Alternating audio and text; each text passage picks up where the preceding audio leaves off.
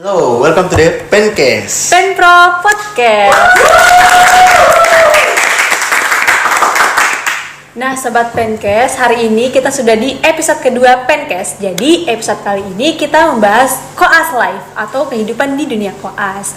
Nah, hari ini kita udah kedatangan nih narasumber-narasumber yang luar biasa. Ada siapa sih Teguh? Ya, narasumbernya? jadi pada pagi hari ini pada episode kali ini kita kedatangan narasumber kita, yaitu mahasiswa profesi dokter atau koas, yaitu ada Kak Ijan dan Kak. Oh, tepuk tangan untuk narasumber kita. Halo Kak Izan, Kak Ari, apa kabar? Alhamdulillah baik. Oke, mungkin selanjutnya ada yang mau disampaikan dari Kalau Kak Izan ini sebenarnya teman-teman, fun fact-nya ini Kak Izan ini merupakan mantan Presiden BEM periode ke 2020 dan 2021.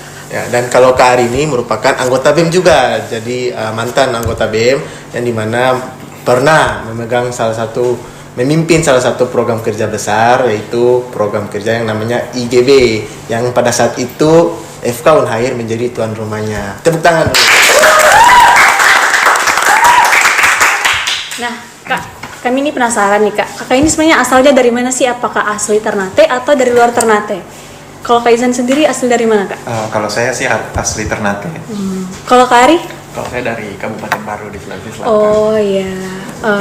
Kak, kenapa sih Kak? Kami ini penasaran ya. Kenapa sih Kakak ini mau memilih untuk masuk di Fakultas Kedokteran dan kenapa harus di Unhair gitu? Mulai dari siapa nih, saya atau Kak Ari? Oh, boleh Kak Izan. Dari saya. Jadi ceritanya itu waktu SMA saya pernah mengikuti lomba Olimpiade Kedokteran. Nah, namanya Medspin. Ini kan Olimpiade dari Erlangga, FK Erlangga. Nah, mereka buat suatu program kerja mereka yaitu Medspin, terus saya ikut. Nah, yang asiknya itu waktu masuk ke ruang anatominya. Terus pertama kali saya melihat jantung, terus wah keren sekali sih ini jantung, luar biasa bisa memegang jantung. Tidak semua orang yang punya jantung bisa pegang jantung kan. Jadi itu yang buat saya ingin masuk FK. Dan kenapa pilihnya di Ternate? Ya pilihan pertama saya sih di FK Erlangga, tapi pilihan kedua karena orang tua bilang kalau tidak dapat di Erlangga ya sudah di Ternate saja, jadi saya pilih di Ternate. Kalau Kak Ari gimana Kak? Kalau saya kenapa pilih FK masuk kedokteran? Karena dari orang tua saya. Jadi orang tua saya itu pernah bercita-cita jadi dokter, dua-duanya, ibu dan bapak saya. Mereka dulu sekolah kesehatan. Jadi mereka masuk di sekolah kesehatan dan mengira sekolah kesehatan itu adalah sekolah kedokteran. Nah, mereka tidak tahu, kan orang tua saya dari kampung gitu. Mereka tidak tahu. Dan akhirnya mereka menjalani sekolahnya di sekolah itu. Nah, setelah lulus mereka tidak tahu kalau ternyata sekolah itu sekolah keperawatan, bukan sekolah kedokteran. Jadi orang tua saya menganggap sekolah keperawatan itu adalah sekolah kedokteran. Jadi itu. Nah, berangkat dari situ orang tua saya cerita hal itu. Nah, saya tertarik dan ingin mewujudkan cita-cita mereka gitu. Kayak ingin jadi dokter. Kebetulan saya juga dari latar belakang orang kesehatan, orang tuanya. Jadi ada pengalaman lah untuk menjadi dokter atau untuk menjadi petugas medis. Kemudian untuk kenapa saya ambil Unhair? Jadi ceritanya panjang. Untuk Unhair sendiri, sebenarnya saya tidak tahu ada kedokteran di Unhair dan saya tidak tahu Unhair itu di mana. Itu yang pertama. Nah, waktu itu 2018 saya ikut bimbel, nama bimbelnya Negeri Cerdas di Makassar. Saya bimbel sebulan di sana. Bimbel itu memang menargetkan saya untuk masuk kedokteran. Dan mereka menyarankan yang pertama kedokteran di UGM. Itu yang pertama, UGM. Kemudian yang kedua arsitek di UGM juga. Dan yang ketiga jurusan biologi kalau tidak salah di Gorontalo. Nah, waktu itu saya bimbang. Saya tanya ke orang tua saya kenapa mereka Negeri Cerdas ini menyarankan saya di universitas-universitas yang notabene-nya sangat bagus kayak UGM gitu. Sedangkan saya mengakui kemampuan saya itu masih kurang. Tidak seperti orang-orang yang di Jawa sana yang memang sudah bagus. Nah, sebelum hari pendaftaran waktu itu kami SBMPTN namanya, seleksi bersama. Saya tidak mengikuti arahan dari pihak yang memberikan saya bimbingan. Jadi saya mengikuti kata hati saya. Jadi saya memang mau kedokteran. Jadi saya memilih yang pertama Unhas di Makassar, yang kedua ada Unsrat di Manado, dan yang ketiga ini saya bingung. Jadi yang ketiga ini sebenarnya pilihan alternatif saya. Jadi saya cari tuh di internet FK yang peluang lolosnya tuh tinggi. Dan waktu itu saya dapat ada satu universitas di Maluku Utara namanya Universitas Hairun. Terus saya searching tuh Universitas Hairun tuh kayak gimana. Kalau dilihat sih bagus ya, kayak di dalam hutan, kayak Pindang begitu. Nah setelah saya lihat, oh peluangnya tinggi, di atas 50% lah untuk peluang lolosnya waktu itu. Jadi saya pilihlah Unhair. Dan setelah beberapa bulan kemudian, akhirnya jodohnya memang di Unhair. Mungkin seperti itu.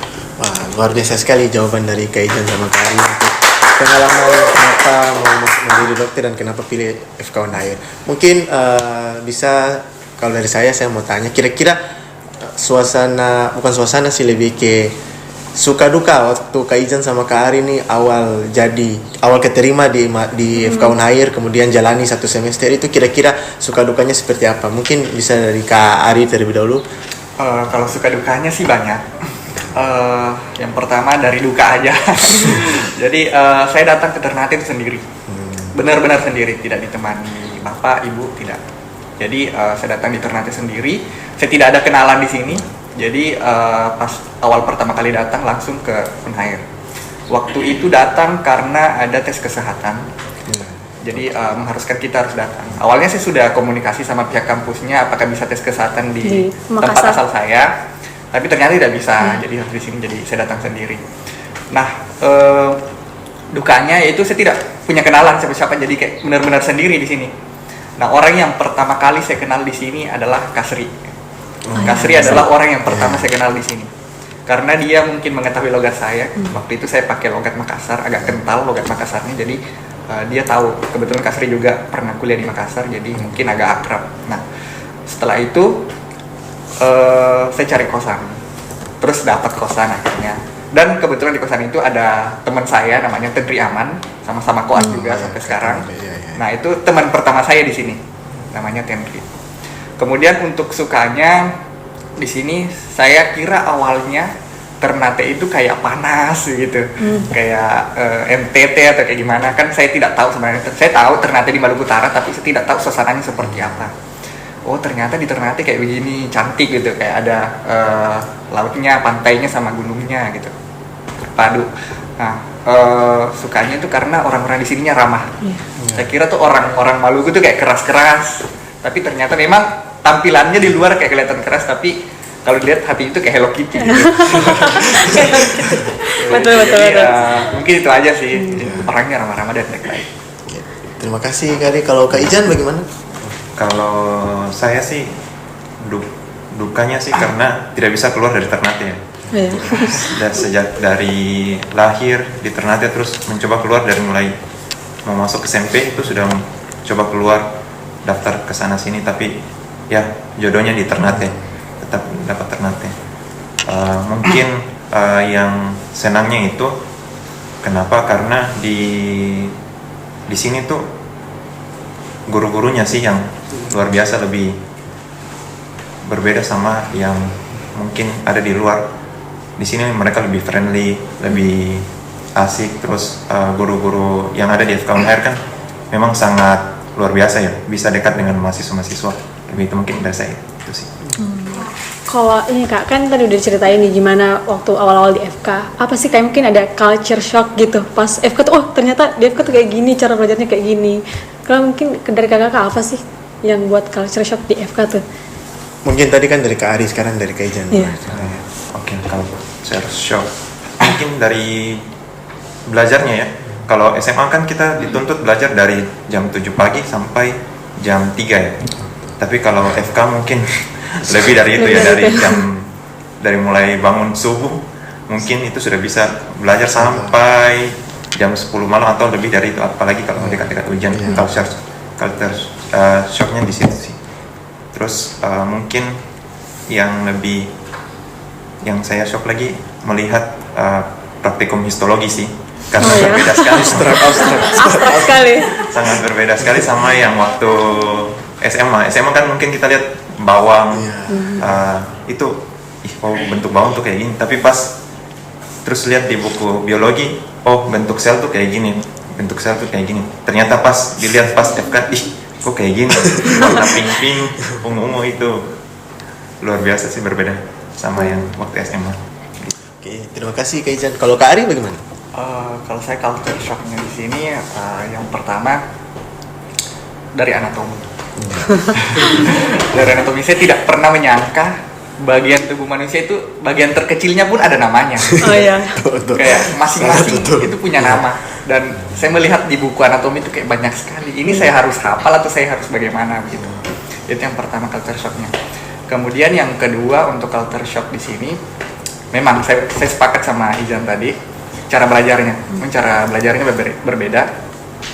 Saya SMA dulu di asrama, jadi sebenarnya hampir mirip sama perkuliahan. Saya kan belajar dari jam 7 pagi sampai jam 4 sore. 4 sore setiap hari sampai hari Sabtu. Nah, sama pun di sini, kita kan dari jam 7 pagi sampai jam 4 sore kebanyakan ya, keseringan.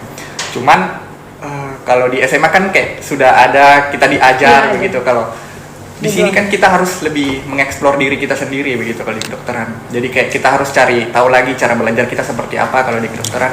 Karena stigmanya masyarakat umum kebanyakan kalau di kedokteran itu banyak menghafal. Awalnya saya percaya akan hal itu, kayak di kedokteran harus banyak menghafal. Iya, memang ada menghafalnya, tapi setelah kita jalani ternyata menghafal itu tidak selamanya worth it buat cara belajar kita. Jadi kadang kita harus mengeksplor diri kita sendiri, dan ternyata untuk cara belajar saya itu sebenarnya bukan menghafal, lebih ke memahami gitu, kayak mengenali begitu. Jadi mungkin kebanyakan orang, kebanyakan anak yang AFK yang saya kenal itu teman-teman saya sendiri, itu cara belajarnya mereka belajar berkelompok. Nah, mereka belajar berkelompok. Kalau saya tidak, saya harus belajar sendiri. Nah, jadi bisa tanya Izan nanti di luar sesi ini. Jadi saya itu belajar selama OSCE, selama saya di preklinik, saya tidak pernah belajar kelompok, sama sekali tidak pernah belajar. Saya belajar sendiri. Jadi saya belajarnya otodidak. Jadi dari YouTube ataupun dari misalkan kalau kita diberi CSL, itu saya video dokter-dokternya. Mungkin seperti itu. Oke, terima kasih banyak Kak Ijan dan Kak Ari untuk jawabannya. Mungkin kalau tadi saya tanya terkait suka duka waktu awal keterima di FK, mungkin kira-kira kalau kita bicara soal, kan ini Kak Ijan sama Kak Ari kan sudah sarjana nih, ya sudah sarjana kedokteran. Mungkin kira-kira bisa ndak Kak Ijan sama Kak Ari sharing mungkin suka duka dari semester 1 sampai semester 7 sampai mendapat gelar sarjana kedokteran itu kan. Mungkin bisa dimulai dari Kak Ari, silakan. Momen-momen tertentu begitu saja Kak Ari. Ya, kalau suka dukanya banyak tentunya. Banyak sekali. Untuk dukanya, untuk saya terpukul di semester 5. Saya terpukul sekali di semester 5. Itu momen bersejarah saya selama kuliah. Ada satu blok namanya kardiovaskular. Nah, itu saya dapat nilai error. Saya tidak lulus. Awalnya saya sedih, tentunya saya sedih. Tapi pada akhirnya saya bisa menerima hal itu. Jadi karena kardiovaskular itu, saya jadi lebih giat belajar. Jadi yang harusnya saya bisa lulus 7 semester, saya tembus 8 semester. Dan kebetulan koasnya belum dimulai, jadi saya bisa kejar itu, saya bisa kejar itu. Itu untungnya. Untungnya juga saya bisa lebih banyak belajar kardio. Jadi waktu itu saya mengulang kardio dengan angkatan 2020 yang sudah baru masuk kelas sekarang. Nah, itu selama kardio kan ada kelompok tutorial tuh. Nah, selama tutorial itu saya yang paling aktif. Jadi kayak kalian jangan dulu lewat saya mau lulus di kardio ini, saya mau kejar koas gitu. Jadi saya bilang ke mereka kalau ada pertanyaan biarkan saya dulu menjawab, nanti kalau mau tambahkan nanti kalian gitu. Saya bilang begitu. Sampai jatuh cinta mau masuk PPDS kardio. Amin. Benar. Kemudian untuk sukanya banyak sih. Yang pertama sih dari kebersamaan dengan teman-teman. Itu nggak bisa didapat di tempat lain. Walaupun dengan siapa kita bersama, itu dengan teman-teman itu kita lebih banyak kebersamaannya. Jadi banyak tawanya, banyak suka dukanya. Itu sih kalau sukanya. Dan saya juga senang sama dokter-dokter, dosen-dosen yang ada di sini serta staf-stafnya. Itu banyak membantu saya selama preklinik. Jadi saya senang sekali, terutama almarhumah dekan ya, dokter Neni itu dekan itu banyak membantu saya selama koas, selama preklinik. Mungkin seperti itu sih dari saya. Kalau dari Kaijan bagaimana? Kalau dari saya sih mungkin yang kita bahas yang mana dulu? Yang duka sama juga ya. Iya. Kurang lebih sama kayak Ari sih. Di blok kardio kan saya masuk, tadi saya sudah cerita tuh. Saya masuk ke FK karena jatuh cinta pas lihat jantung. Jadi pas awal masuk sih sudah berpikir mau jadi dokter jantung kayak gitu. Tapi pas di blok kardio nilai keluar kok C gitu. Terus mau bersyukur tapi lihat nilainya C, mau tidak bersyukur tapi lihat teman-teman ada nilainya yang tidak lulus seperti Kak Ari, begitu agak dilema sih kayak gitu untuk dukanya. Ya untuk duka selama preklinik mungkin itu yang paling berduka sih waktu, dan mungkin pas waktu itu juga lagi apa namanya pusing-pusingnya BEM, karena BEM waktu itu agak bermasalah ya sama agak bermasalah waktu itu di semester kami itu. Jadi mungkin banyak sekali masalah BEM, masalah perkuliahan. Jadi itu duka yang paling parah sih waktu semester 4 itu. Untuk sukanya sebenarnya belajar FK tuh menyenangkan, apalagi belajar tentang tubuh manusia, memahami bagaimana demam itu bisa terjadi, bagaimana bisa kita bisa bernapas, bagaimana jantung itu bisa berdetak. Itu sebenarnya menyenangkan sekali. Terus ditambah lagi dengan teman-teman yang asik seperti Kak Ari, terus teman-teman saya yang waktu kuas sekarang tuh ada Kak Tendri, itu luar biasa sih, suka-suka dari waktu FK. Terus yang lebih menyenangkan lagi pada saat di BN, karena kita bisa punya relasi di fakultas yang lain, bisa punya relasi di FK-FK yang lain. Apalagi saya juga alhamdulillah yang lebih menyenangkan punya pacar di Ada unsur-unsur asmara juga ya. Lumayan lah, bisa suka-suka yang terjadi di preklinik kayak gitu. Mungkin itu sih. Luar biasa. Tepuk tangan dulu. Tadi kan udah cerita nih kayak pas fase-fase downnya kakak nih. Kira-kira caranya untuk keluar dari fase itu gimana sih kak, supaya bisa biar tetap lanjut gitu, untuk tetap semangat untuk melanjutkan di blok-blok selanjutnya? Mulai mungkin dari Kak Izan. Mungkin bagaimana cara? Sebenarnya kita di FK tuh jalani aja sih. Jalani saja terus sih. Iya. Jalani saja sih dulu. Kalau ada nilai yang tidak bagus ya sudah, terima saja, jalani saja. Tapi sebenarnya bagaimana cara buat kasih semangat diri, lebih berpikir ke orang tua sih. Kalau saya kan biaya kuliah itu bukan cuma dibantu bukan hanya dibiayai sama orang tua, tapi dibantu oleh paman dan tante saya untuk dibiayai untuk perkuliahan saya. Jadi sebenarnya waktu awal-awal masuk tuh kayak misalnya responsi pertama tuh nilai saya kok di bawah 50 Sama. anjlok nih, parah kan. Terus pikiran saya ini kayaknya saya salah jurusan ya. Akhirnya begitu. Terus ini dibantu sama tante, sama sudah dibayar mama, tapi kok saya kayak gini ya. Sebenarnya berpikir di situ sih yang bikin semangat untuk lebih belajar, harus lebih giat. Bahkan sampai waktu awal-awal yang semester 1 saya belajar tuh lebih dari 10 jam sehari. Tapi setelah itu kayaknya bisa mati sih kalau belajar lebih dari 10 jam setiap hari. Mungkin itu saja sih. Kalau Kak Ari gimana Kak? Kalau saya untuk cara bangkitnya, yang pertama saya menceritakan dulu dari semester 1. Jadi semester 1 itu saya pernah kepikiran untuk berhenti untuk sekolah kedokteran. Alasannya yang pertama karena saya jauh dari orang tua. Saya merasa saya agak kesusahan di sini. Bukan karena saya keseringan dengan orang tua, tidak. Cuma karena saya merasa jauh saja sama orang tua. Gitu. Itu yang pertama. Kemudian yang kedua, saya sempat berpikir menjadikan Unair ini sebagai batu loncatan untuk masuk ke FK lain. Itu yang kedua. Tapi setelah saya jalani, ternyata setelah dipikir-pikir terlalu banyak risiko yang saya harus ambil ketika saya harus meninggalkan Unair ini begitu. Yang pertama, kalau saya pindah bisa saja saya mengulang lagi dari awal begitu. Dan biaya yang sudah dikeluarkan orang tua saya itu jadi hangus dan sia-sia. Itu yang pertama. Saya sepakat sama Izan mengenai motivasi itu memang dari orang tua kita sendiri dan dari diri sendiri. Kemudian yang kedua, dari yang kardio tadi itu yang saya tidak lulus itu ya memang saya down sekali waktu itu, terpukul sekali setelah melihat saya nilai error.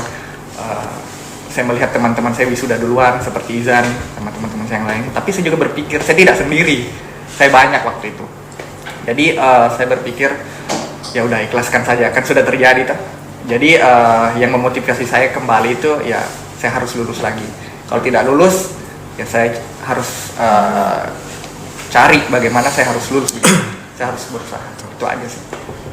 Tepuk tangan dulu untuk Kaizen sama Kari. Jadi mungkin tadi mungkin sudah seputar pengalaman Kaizen sama Kari waktu masih jadi preklinik. Jadi buat teman-teman yang udah tahu, kuliah di FK itu ada bahasanya kayak dua program dua fase, dua tahap lah. Ada mahasiswa preklinik sama ada mahasiswa klinik. Nah, kira-kira nih untuk Kaizen sama Kari kan sekarang sudah masuk ke tahap klinik koas.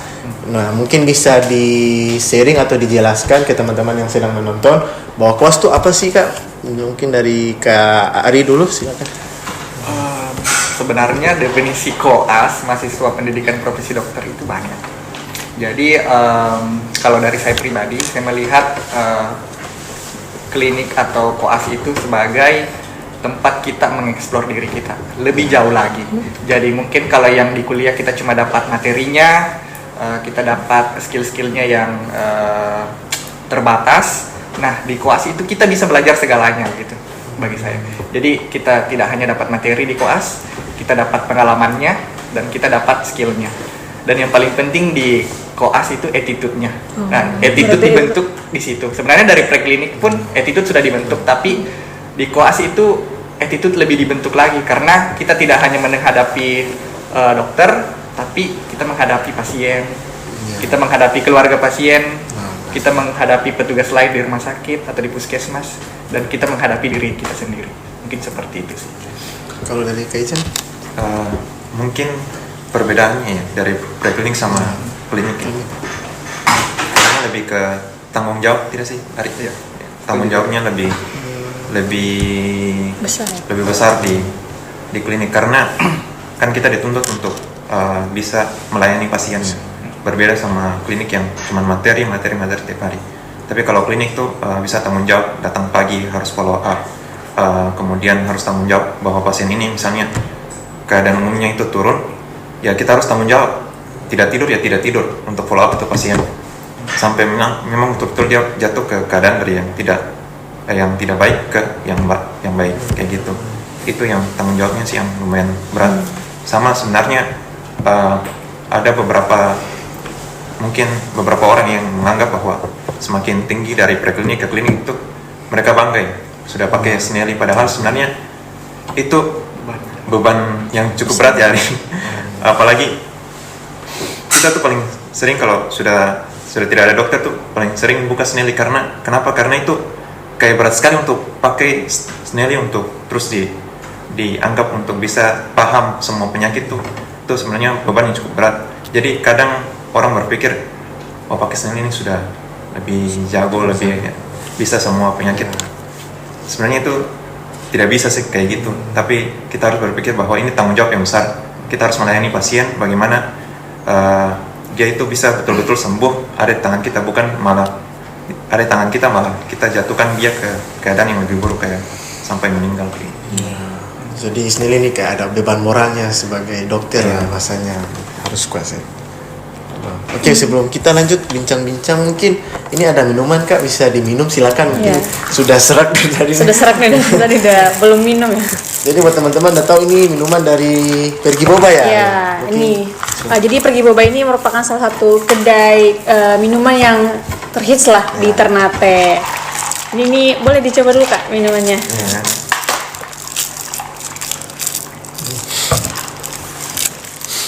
Gimana? Gimana? Enak. Oh, Kali tarik punyanya rasa apa? Oh, avokat. Kalau Kak Izan? Kopi. Oh, kalau kamu apa tuh Gu?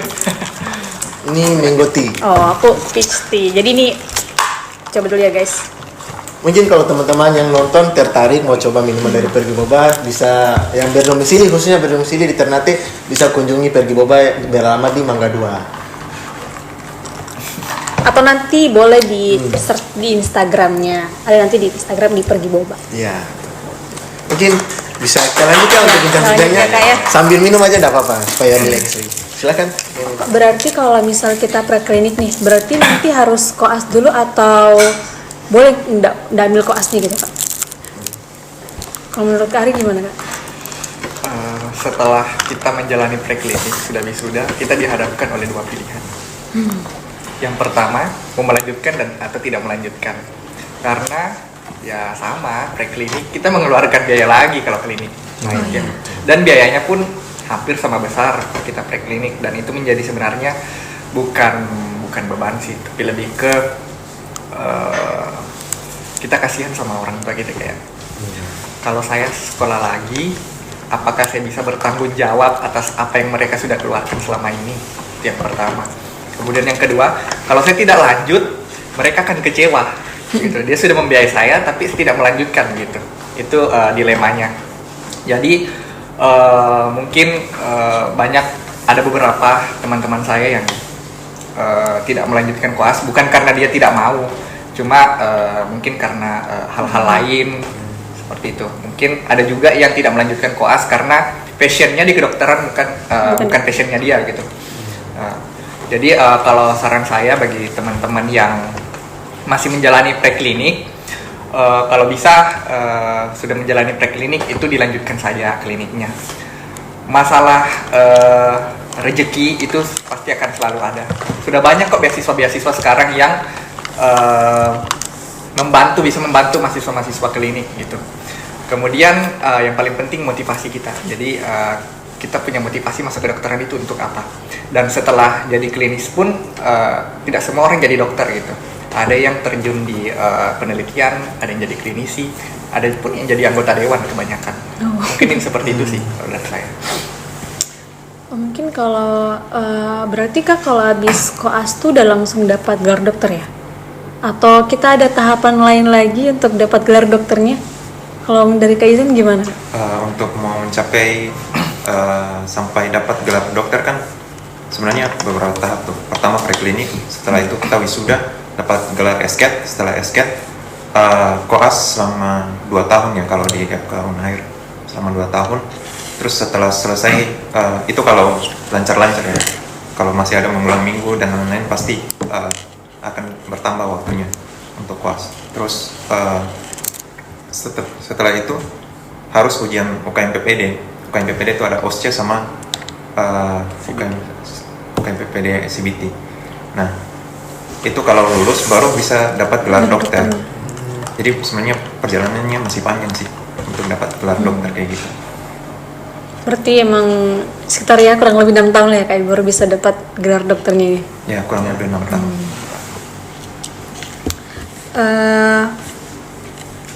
Kalau misal udah dokter tuh Kak, kita bisa langsung buka praktek atau bisa langsung kerja gitu, atau misal kita ada lagi gitu tahapan yang nggak bisa harus ada tahapan ini baru bisa kerja atau bisa buka praktek sendiri. Atau ada tes-tes tertentu. Ada tes-tes tertentu lagi gitu. Kalau dari Kak Ari gimana Kak? Kalau setelah jadi dokter, misalkan sudah lulus nih KMPPD, jadi dokter, udah SCAT jadi DR tuh. Nah, ada yang namanya ISIP. Nah, ISIP itu biasanya dijalani ya kurang lebih setahun lah. Jadi beberapa bulan di puskesmas, beberapa bulan di rumah sakit. 6 bulan. Ya, 6 bulan. Nah, jadi tidak serta merta langsung setelah jadi dokter langsung kerja. Ya memang isi kita kerja, dan beberapa pun sudah digaji, teman-teman. Mungkin sudah digaji semua sampai sekarang. Jadi setelah jadi dokter pun kita ada tahapannya lagi gitu, tidak langsung bisa praktek gitu. Itu pun setelah kita isip kita harus mengurus surat izin praktek lagi, jadi banyak-banyak, jadi harus ikut-ikut pelatihan apa lagi begitu. Mungkin seperti itu sih kalau dari saya. Berarti emang lumayan panjang ya kan untuk bisa dapat gaji sendiri yang lumayan gitu ya. Oh iya. Oke, kalau selanjutnya mungkin Kak, ini kan kita berbicara tentang koas. Nah, kira-kira kalau saya coba kasih perbandingan, kalau di preklinik kan itu jadwalnya teratur, terarah. Ada yang namanya terima materi, terima mata kuliah, praktikum, PBL, OC, CC, dan lain-lain. Kira-kira kalau di koas itu tahapannya bagaimana sih? Apa-apa saja yang perlu diperhatikan? Terus apakah masih dapat pembelajarannya bagaimana? Mungkin bisa di-sharing Kak, dari Kak Ijan dulu silakan. Bedanya koas sama preklinik tuh mungkin jadwalnya ya. Yang pertama jadwal stasenya itu diberikan sama prodi. Itu sudah langsung full 1 tahun. Jadi kita sudah tahu tuh pas masuk pertama itu kelompok kita tuh berada di stase apa. Nah itu untuk jadwal per tahunnya. Nah tapi kalau untuk jadwal hariannya itu sebenarnya tidak menentu ya. Karena tergantung juga waktu-waktu dari DPK dari dokter-dokter spesialis. Karena sudah dijadwalkan bahwa hari ini ada SGL, tapi dokter mungkin ada pasien yang lebih membutuhkan dokter, jadi tunda besok. Jadi untuk jadwalnya sih ada SGL, ada CST, ada pembacaan laporan kasus sama referat. Terus di minggu-minggu terakhir tuh dilakukan ujian. Ujiannya itu ada 2. Ada berapa ya? Ada 3 ya? Ada 3. Ada OSCE, mini check, sama CBT. Jadi 3 ujian itu. Dan presentasinya itu berbeda sama di preklinik. Kalau preklinik kan OSCE sebagai tiket untuk kita bisa ujian teori ya. Terus ujian teori itu presentasi untuk dapat nilai itu lebih besar. Tapi kalau di klinik tuh OSCE presentasinya lebih besar daripada CBT. Jadi OSCE itu 30%, terus mini check itu kita lakukan ujian di pasien. Nah itu presentasinya 35% dari tinggi. 35%, terus kalau CBT itu rendah 15%. Jadi memang pada saat klinik itu lebih diperhatikan bagaimana cara kita bisa melayani pasien. Jadi lebih besar nilainya di OSCE dan di mini check kayak gitu. Kalau dari Kak Ari ada jawaban berbeda? Mungkin tambahin sedikit aja sih. Jadi hampir sama yang sudah disebutkan sama Izan.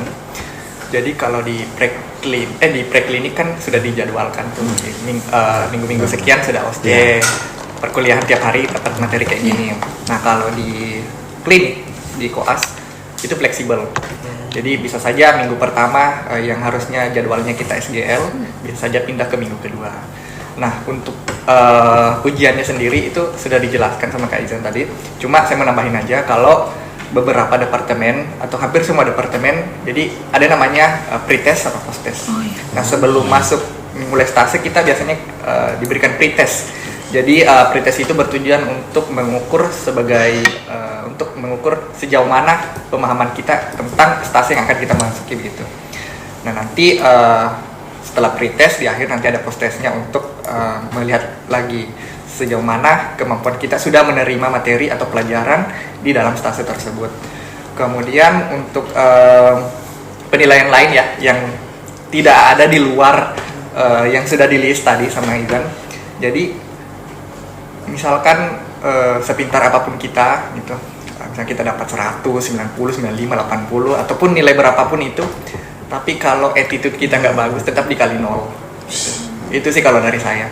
Jadi selain penilaian tertulis ada juga penilaian yang tidak tertulis.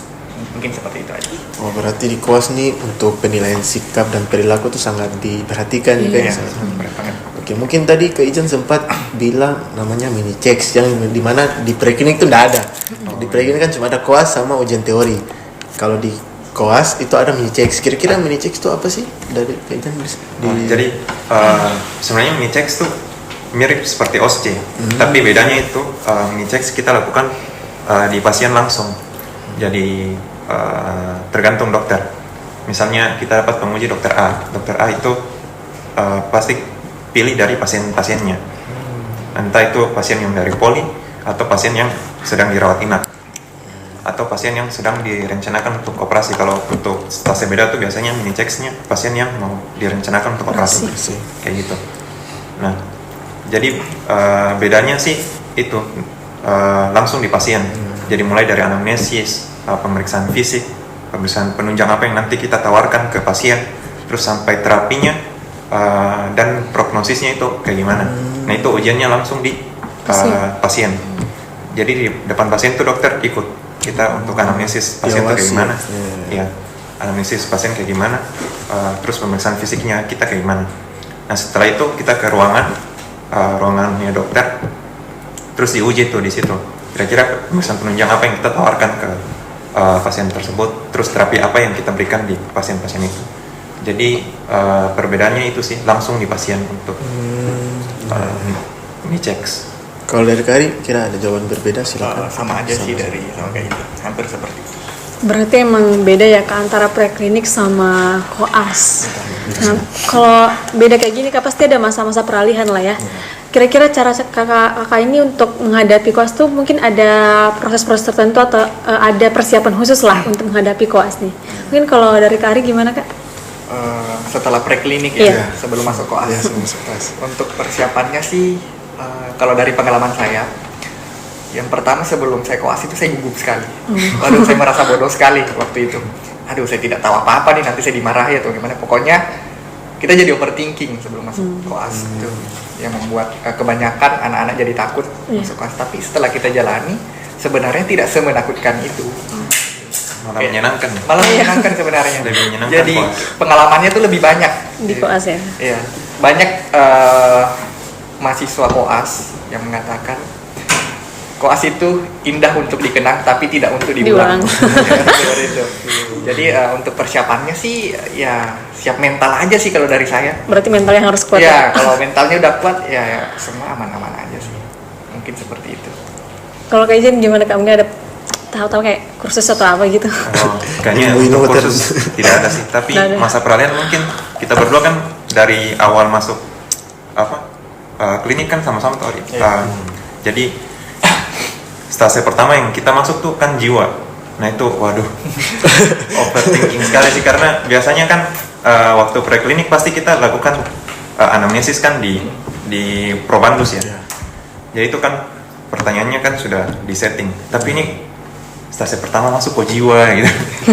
Terus ini bagaimana cara anamnesisnya di pasien-pasien jiwa tuh kayak gimana? Itu overthinking sekali, apalagi perjalanan dari Ternate ke Sofivi kan stase jiwa kan di rumah sakit jiwa Sofivi ya. Itu di atas kapal saya, Jan, Kak Ari, Kak Wais, Kak Pipit sama Ferdi itu kita ini kita mau ke sana nih, mau bikin apa gitu di pasien-pasien jiwa. Tapi ternyata di koas tuh kita dibimbing betul-betulan sama dokter-dokternya. Bahkan di sana di rumah sakit jiwa tuh kita dibimbing langsung sama dokter Yazid, sama ada beberapa dokter umum yang jaga di sana. Terus kita kan terpapar langsung sama pasien-pasien jiwa. Itu sebenarnya masa-masa peralihan yang lumayan sulit sih di jiwa itu. Terus yang parahnya lagi itu waktu ujian OSCE di jiwa. Nah itu kelompok saya tuh semuanya lulus. Kak Azan apalagi nih, nilai tertinggi di jiwa. Masya Allah, mantap ya. Tapi saya yang tidak lulus sendiri di OSCE-nya itu. Wah, itu fase kedua yang saya merasa bahwa saya salah jurusan waktu masuk di stase jiwa. Tapi alhamdulillahnya ya sih masih bisa lulus karena nilai yang lain bisa menunjang kayak gitu. Kalau waktu kan tadi udah cerita nih Kak, pengalaman-pengalaman awalnya di koas tuh kayak gini. Ada nggak sih Kak kayak pengalaman lucu pas pertama koas atau kayak menghadapi pasien itu apa Kak kira-kira? Kalau dari Kak Ari sendiri gimana Kak? Bentar. Mungkin sebelum Kak Ari jawab, mungkin bisa diminum lagi dong. Oh iya. Udah haus ya. Macam saya dari tadi paling rajin minum. Silakan diminum dulu. Oh ya boleh, silahkan Kak. Jadi kalau pengalaman lucunya banyak sih, pengalaman lucunya. Mungkin lebih ke apalagi jiwa ya yang pertama. Iya. Waktu itu saya sama Ijan menghadapi pasien jiwa itu tidak seperti menghadapi pasien-pasien pada umumnya. Jadi itu kayak secara fisik mereka kelihatan sehat, tapi secara mental mereka kurang sehat, mengalami gangguan. Jadi banyak orang mengatakan orang yang ada di rumah sakit itu orang gila. Jadi mungkin sebagai info aja buat teman-teman yang ada di luar sana. Jadi kita nggak boleh menyebut sebagai orang gila gitu. Jadi kita sebut sebagai orang gangguan jiwa gitu. Jadi karena kejiwaannya yang terganggu, bukan karena dia gila gitu. Nah, itu kalau momen-momen lucunya banyak sih. Jadi kayak kadang kita menghadapi pasien-pasien jiwa dengan halusinasinya, dengan waham-wahamnya itu lucu-lucu sekali. Jadi pernah waktu itu ada satu pasien yang saya ingat sekali. Dia mau mandi kalau ada perintah dari Pak Jokowi sebagai presiden. Jadi Harus presidennya disuruh. presiden. Jadi waktu itu untuk mengakalinya supaya dia mau mandi, udah dia keras sekali, dia tidak mau mandi. Pas disuruh-suruh pun dia tidak mau mandi. Jadi untuk mengakalinya, jadi kami bikin selebaran surat. Jadi kayak yang terhormat kepada Mama Lukman dan ini saya sampaikan untuk mandi gitu. dengan tanda tangan gitu. Tangan dengan cap juga. Jadi dia baca, dia pergi mandi langsung. Kayak perintah langsung dari Pak Jokowi. Dari Pak Jokowi dan dia percaya. Ya begitulah orang dengan jiwa. Dan selain momen lucu sih ada juga momen horor. Kalau di rumah sakit jiwa itu ada momen horornya juga. Iya. Kalau momen horornya sih, kalau saya pribadi saya tidak pernah dapat, tapi kalau teman-teman saya itu beberapa ada yang dapat. Mungkin dari suara-suara ataupun dari dia melihat secara langsung. Saya kurang tahu juga sih. Tapi kalau dari saya, alhamdulillah sih tidak pernah dapat yang seperti itu. Tapi selain suka duka, pengalaman horornya, pengalaman lucunya, ada juga pengalaman yang tidak bagus juga. Pengalaman yang tidak bagus itu, misalkan dengan orang gangguan jiwa kan mereka bicara tidak berpikir. Jadi kadang ada beberapa kata-kata yang mungkin menyakiti hati atau menyinggung perasaan, ya dimaklumi aja karena mereka juga lagi mengalami gangguan kejiwaan, lagi sakit, dan sebenarnya itu tempat kita juga belajar memahami itu mereka seperti apa. Mungkin seperti itu sih kalau dari saya. Kalau dari Kak Ijan? Kalau pengalaman lucu, memang kebanyakan koas di stasiun jiwa ya. Stasiun jiwa tuh banyak pengalaman lucu. Saya punya pasien tuh dia mengaku dirinya itu Naruto.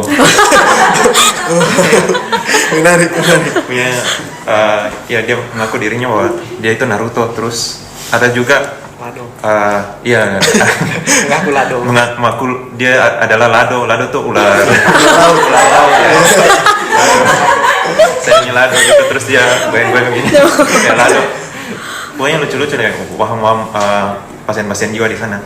Terus ada juga waktu pada saat kita mau ganti popoknya pasien jiwa yang sedang di restrain.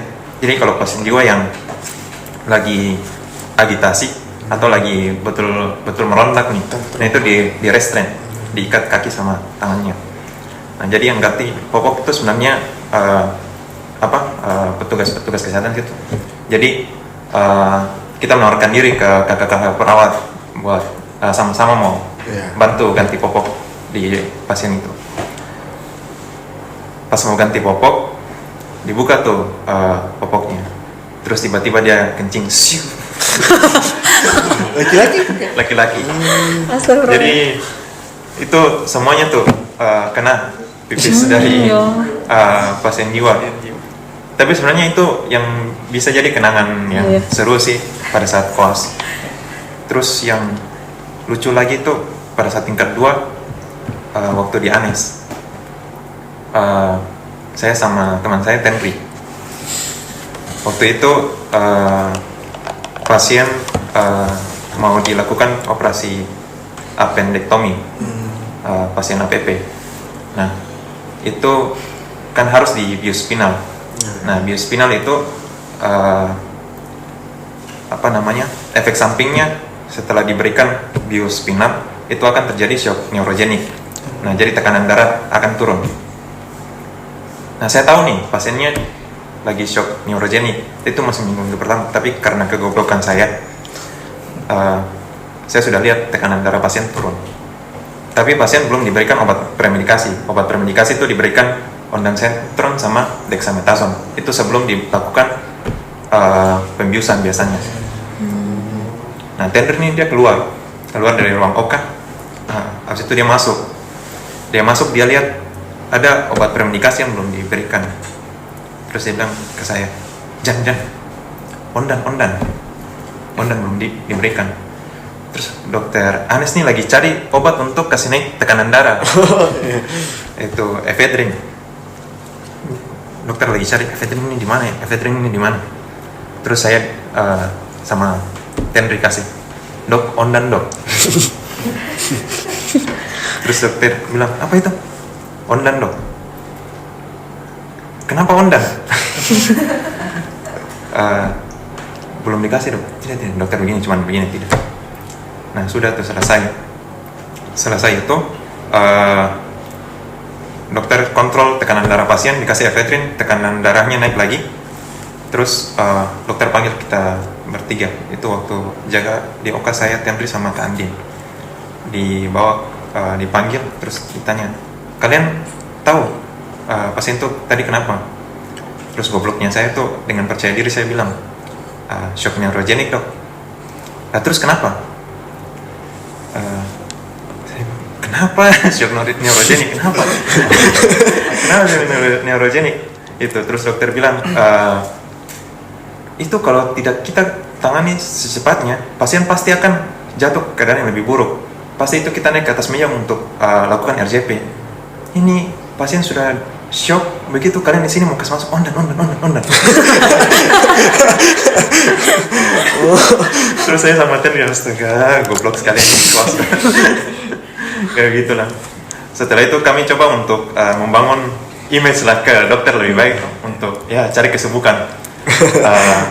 Cairan infusnya habis, kita langsung ganti cepat-cepat. Jadi awalnya saya gantung cairan Tenri yang tusuk selang infusnya. Terus dokter di bawah lagi duduk pas di bawah tempat cairan infus. Pas mau pasien kedua cairannya habis, saya gantung cairan infus, Tenri juga ikut. Dia pegang selang infus buat saya kira dia mau tusuk. Kami berdua sama-sama pegang cairan infus.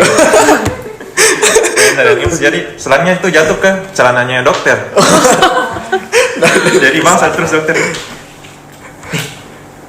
lihat kita berdua masih begini. Habis itu maaf dok baru pasang lagi. Memang di kelas kayak gitu sih, sering goblok. Tapi dia jadi cerita sih. Iya, jadi cerita ya. Seru. Jadi pengalaman ini untuk nanti diceritakan ya kak. Ya mungkin di luar pengalaman dan cerita-cerita dari Kak Ijan dan Kak Aris selaku koas, mungkin ada kan fun fact saja, Kak Ijan dan Kak Ari kan cukup terkenal di kalangan waktu jadi mahasiswa dulu toh. Apalagi Kak Ijan kan sebagai mantan presiden BEM dan Kak Ijan sama Kak Ari ini sama-sama memiliki paras yang tampan ya biasanya dibilang. tapi bedanya kalau Kak Ijan sudah sold out. Nah, kalau Kak Ari nih mungkin ini agak konyol dan agak sensitif, cuma saya rasa perlu ditanyakan untuk fans-fans Kak Ari yang mungkin seangkatan lah sama saya, ada lah atau bahkan ada senior saya, di junior saya pun ada yang fans sama Kak Ari. Kira-kira dari Kak Ari ada nggak yang mungkin naksir terus kayak langsung bahasanya kayak bahasa orang zaman sekarang apa namanya? Confess.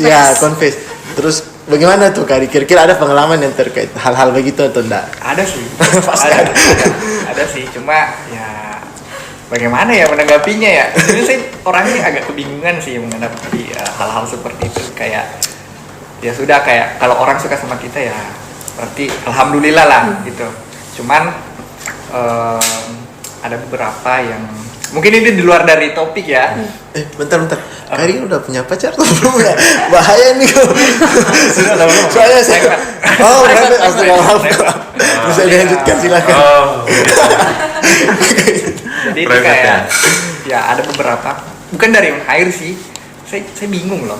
Jadi waktu itu ada yang pernah DM saya di Instagram pakai akun fake. Ridwan second akun. Jadi kayak dia mengungkapkan perasaannya begitu. Terus saya bilang, siapa ini? Ada apa ini? Kayak mengungkap, baru panjang sekali kayak koran. Jadi saya baca tuh di koran. Terus saya tanya siapa, bilang dari mana gitu. Ternyata dari fakultas lain. Sedangkan saya tidak pernah ke fakultas lain. Makanya saya bingung. Jadi kayak, lah kenal saya dari mana begitu. Tapi ya berangkat dari situ, jadi saya mendengar sih kayak banyak yang suka, banyak yang fans. Cuma saya merasa ya alhamdulillah banyak yang suka begitu. Entah itu melihat dari fisik saya atau melihat dari mungkin cara saya memperlakukan orang, atau mungkin melihat dari cara saya belajar atau gimana, saya kurang tahu juga. Tapi sebelumnya saya ingin berterima kasih kepada siapapun yang sudah mengapresiasi saya. Mungkin bagi saya itu aja sih, terima kasih aja kayak saya juga bingung kayak membalasnya seperti apa begitu. Yang jelas untuk masalah percintaan dan segala macam, ya saya melewati beberapa masalah pas kedokteran. Cuman fase-fase downnya juga ya. Fase suka dukanya ada pastilah. Cuma saya merasa begini, setelah dijalani kita tuh jadi belajar banyak hal. Jadi saya merasa ternyata di kedokteran itu ada untung dan ruginya. Istilahnya pacaran lah dalam kedokteran. Mungkin untungnya kalau sama-sama bagus gitu, kita bisa jadi belajar banyak bersama gitu. Tapi kalau ruginya ya kalau pasangannya tidak mengerti satu sama lain, kesibukan dan segala macam, pasti akan agak nggak cocok gitu.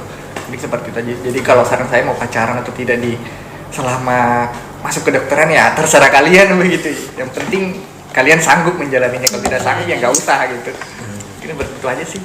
Kalau dari Kak Ijan gimana? Kalau Kak Ijan nih salah satu mungkin sosok yang mantan Presiden BEM, dan juga jauh kalau kita berbicara Kak Ijan kan sudah jalin hubungan asmara. Kira-kira kalau caranya ini supaya tidak sensitif, mungkin jauh sebelum Kak Ijan punya hubungan asmara, ada nggak pengalaman yang mungkin fans ada yang fans sama Kak Ijan selaku karisma sebagai Presiden BEM atau dan sebagainya? Silakan Kak Ijan.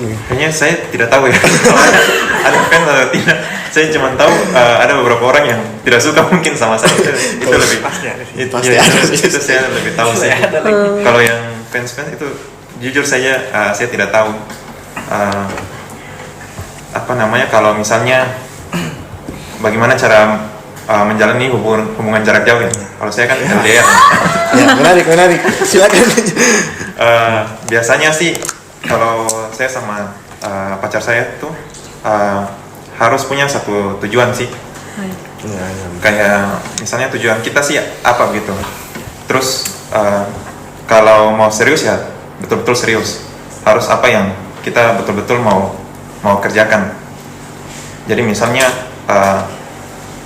saya contohkan mungkin agak jauh ya. Kalau misalnya kalian punya tujuan untuk ke tahap yang lebih serius kayak menikah, itu memang harus punya tujuan kayak menabung sama-sama. Nah itu salah satu tips untuk hubungan jadi langgeng gitu. Nah terus yang kedua kan pas pacar saya kan anak FK juga. Itu biasanya sih kita saling mengisi, karena misalnya saya di stasi Anes yang betul-betul tidak bisa betul-betul susah untuk bikin laporan kasus, bikin referat, karena memang disibukkan sama pasien-pasien yang lumayan keadaan umumnya buruk. Nah itu pasti diisi sama pacar saya untuk membantu gitu. Sebaliknya juga kayak dia di stasi yang sibuk, saya juga bantu untuk membuatkan laporan kasus dan juga referatnya. Oke, kita kembali lagi ya Kak ke pembahasan utama itu koas nih. Agak sedikit ya udah melenceng ya, enggak apa-apa. Ini kita udah ya membagi informasi kepada fans-fansnya Kakak ini. Iya, soalnya Kak Ijan sama Karin banyak fansnya. Iya, benar. Nah, Kak, kalau misalnya kan udah banyak stasiun yang dilewati nih. Kira-kira stasiun apa sih Kak yang paling disukai selama koas nih? Kalau dari Kak Ari sendiri apa sih yang paling menarik dan paling favorit lah? Kalau paling favorit sih nggak ada sih. Belum ada semua mungkin ini, ya. kayaknya Kayak semua. masing-masing stase itu punya kelebihan dan Iya, kekurangannya iya. gitu. Tapi kalau yang paling favorit nggak ada. Cuma kayak bukan paling favorit, kayak kita ada di satu stase kita kayak merasa senang. Kita ada di satu stase kita kayak merasa susah. Susahnya bukan karena kita dipersulit atau bukan, tapi karena kita berat sekali materinya begitu, kayak aduh berat sekali gitu. Kayak untungnya kalau di koas tuh kita nggak sendiri Ji. Iya. Mungkin kita merasa down tapi teman kita pasti juga merasa down juga gitu. Jadi kita nggak pernah sendiri. Kalau teman kita senang kita jadi ikut senang gitu. Tapi kalau kita sudah down satu kelompok dia kayak menjalaninya pun kayak setengah hati begitu. Tapi kalau kita sudah senang, teman kita juga sudah senang, ya kita menjalani juga senang. Kalau untuk stase koas sih selama ini ya, saya kan sudah lewat berapa ya? 6 tambah 4, 10, sekitar 10 stase lah sekarang. Itu yang paling berkesan lah, paling berkesan saya di stase anak sih. Saya berkesan sekali di stase anak karena di anak tuh saya lebih banyak belajar. Saya lebih banyak belajar. Di setiap stase pun saya belajar, cuma di anak tuh saya lebih banyak belajar. Lebih belajar apa? Lebih banyak belajarnya karena beda lah. Kalau di stase lain kita menghadapi orang dewasa yang sudah bisa berpikir, tapi kalau di anak ya anak-anak gitu, anak-anak, bayi dan segala macam yang kita tidak tahu dia ini sakit apa sebenarnya, dia mengeluhkan apa sih di setiap tangisnya begitu. Jadi di situ di anak saya belajar banyak. Saya pun juga banyak belajar mengelola pasien di anak, dan juga di anak mungkin pada zaman saya tugasnya itu agak banyak, dan alhamdulillah saya bisa melewati itu begitu. Saya bisa melewati itu dan saya banyak mendapat ilmu dari guru-guru di anak, dan begitu pula di stase lain saya mendapat banyak ilmu sih. Mungkin itu aja sebenarnya saya. Kalau Kak Jen sendiri gimana Kak? Kalau stase yang paling seru ya menurut saya itu neuro sama bedah sih. Iya. Karena paling banyak tindakannya. Apalagi kalau dua stase ini kan, yang pertama kita bahas yang neuro ya. Neuro itu kita bisa mendiagnosis pasien hanya dengan pemeriksaan fisik. Jadi kita buat pemeriksaan fisik, oh sudah tahu nih lesi atau penyakit pasien itu ada di mana. Oh pasien ini kelainannya ada di sistem saraf pusat. Oh pasien ini bukan kelainan di sistem saraf pusat. Oh ternyata dia di saraf perifer, kayak gitu. Itu dari pemeriksaan fisik kita sudah tahu. Bahkan gurunya kita tuh ya dia baru lihat wajahnya pasien saja dia sudah tahu. Oh ini stroke ischemic, ini stroke hemoragik, kayak gitu. Itu luar biasanya di neuro tuh kayak gitu. Dan asik sih karena kita setiap pagi tuh kayak kita kan lakukan pemeriksaan kayak refleks fisiologis kan pakai refleks samar. Nah itu sebenarnya kan itu tuh membantu diagnosis, tapi keluarga pasien sama pasien tuh menganggap bahwa itu terapi gitu. Jadi mereka kayak senang sekali kalau kita lakukan pemeriksaan fisik ke mereka, karena mereka berpikir oh sekalian diberikan terapi, padahal tidak sih kayak gitu. Itu sangat dihargai di neuro tuh kayak gitu. Terus kalau bedah yang bedah seru karena kita terjun langsung untuk melihat tindakan bedah. Nah yang berbeda FK Unhair sama FK yang lain itu kita tuh dijadikan asisten satu. Nah jadi kalau di FK yang lain tuh mungkin ada ya beberapa, tapi tidak sesering yang ada di FK Unhair. Karena kalau di FK yang di luar kan masih ada dokter residen, masih ada dokter umum yang mungkin mau ambil residen juga tuh. Nah itu mereka jadi asisten untuk asisten satunya untuk bedah.